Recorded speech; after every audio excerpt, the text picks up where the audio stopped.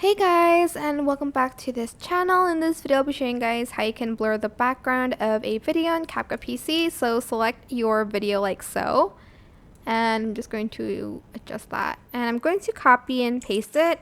Only works if the object is a person, by the way. Unfortunately, select the person, the video, go to cutout and select auto cutout, and then you're going to select like the background bit, and you're going to go to effects and you're going to type in the word blur.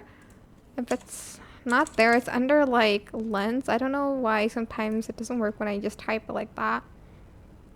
It's under lens, so you're just going to want to select the blur and add it like inside of the video, and you can adjust the blur, how like much of the blur you want it to be. And just kind of adjust that, and that is it. Super simple. I hope this tutorial was helpful for you guys. Don't forget to like, comment, share. Also subscribe to this channel if you haven't done that already. If you have any more questions, just leave it in the comment section down below. I will try my best to answer them all for you guys. And if you found this video helpful, please click the thanks button above the description box down below. Thank you so much for watching. Bye.